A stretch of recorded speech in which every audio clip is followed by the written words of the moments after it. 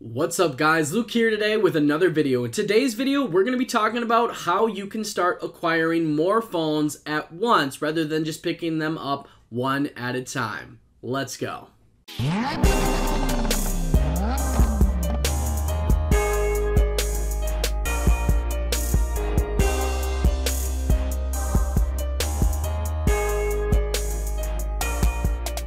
Hey guys, so we're going to be talking about how to pick up more phones than one, like how to get multiple phones at the same time. So one of the biggest things that you need to do to accomplish this is you need to brand your business. You can't just be a nobody if you want to pick up more than one phone at a time. Now, of course, you will have the circumstances where you might buy, say, 3 or 4 phones from a family, but what I'm talking about is doing business-to-business deals. Now, you're going to see 2 pictures here up on the screen. Picture on the left is a picture of 15 or more, I believe there was a couple more that weren't pictured that were sitting in the box, but 15 or more iPhone X unlocked, and this was months ago. I think it was actually in 2018, so back when iPhone X's were worth a little bit more, and I closed that deal with the business, bought them all at once, and made around $2,000 profit. So can't complain there. Off to the right, you'll see 50 phones. There's over 50 phones off to the right. That was a more recent business deal that I did. But the key factor here is you can't always be targeting individuals. So there are some people that will bring you, say 10, 20, 30 phones at a time. We call these people suppliers in the phone flipping industry. But if you want to consistently close big and large scale deals, especially ones that aren't so much gray market, you need to start targeting businesses. And you also need to start getting used to paying more and working off more of volume rather than margin per phone. You have to use smaller margins per phones and acquire more phones in order to generate a big profit. So, which does take capital, which is, not necessarily feasible for people that are newer to the phone flipping industry.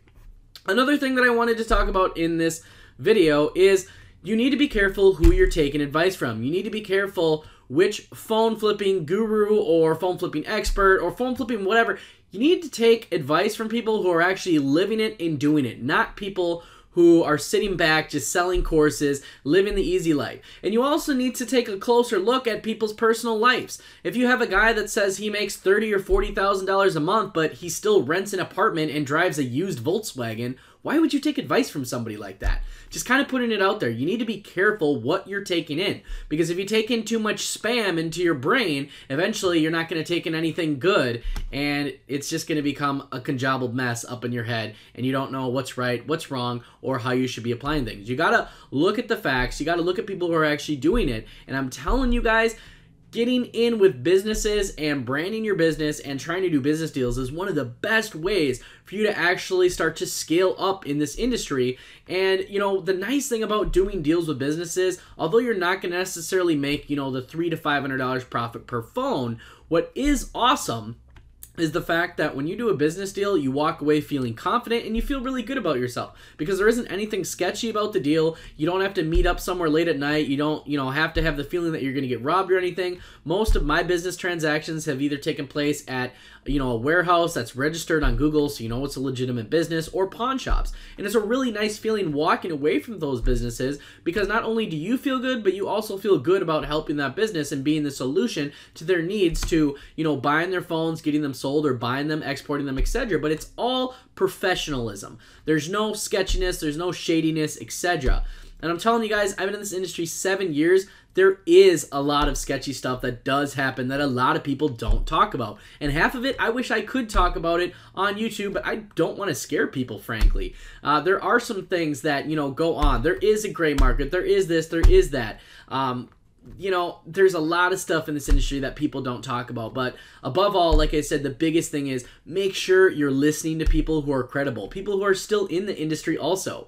If these people out there that are teaching this, if, they were making all the money that they said they were, then why aren't they still doing it? You don't just give up phone flipping just to teach people. You do both. What kind of entrepreneur, takes their income and halves it because, they don't feel like doing it, or, they're too good for it now? It just doesn't make a lot of sense. That being said, going back into it, another way to acquire a mass amount of phones is to start paying higher prices to your average consumers. See, if you offer more money to somebody, they're going to want to continue to bring you phone after phone after phone after phone due to the fact that they're actually getting more money for their phones and they're going to feel more value. They're going to feel that they're actually making good money, and that's going to encourage them to go out and bring you more phones. So that's another way that you can acquire more phones this year. So a lot of people out there have, they ask me, how do you get so many phones at once? What are you doing? Where do you get these from? A lot of it is business deals. It's not so much the, one person at a time. It's business deals. And a lot of that I've just acquired by networking, by marketing myself, by branding my business, by reaching out to businesses, calling them, cold calling, showing up in person with business cards, doing literally everything I can to make some kind of known presence about myself in the area and even the outro area, that I'm a big buyer. I will buy everything you have. I will make you a fair offer, and I'll take it off your hands. I don't care if you've got 20 phones or if you've got 200 phones. I will buy them. A lot of my deals range from anywhere from 10 phones to around 75 phones. That's the average deal for me. Now, I do still meet up with consumers, but I've kind of gotten away from that just because of the fact that a lot of people around here, they mostly have older phones. And I don't know if it's possible, but I feel like I've bought up a lot of the newer phones. And I also feel like people are becoming more educated on what their phones are worth too.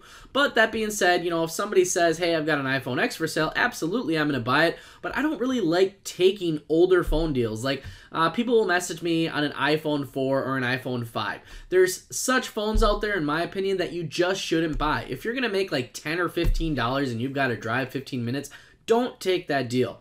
Focus on the big ones, prioritize them, focus on the newer phones, and prioritize on those people, and do your best to accommodate them.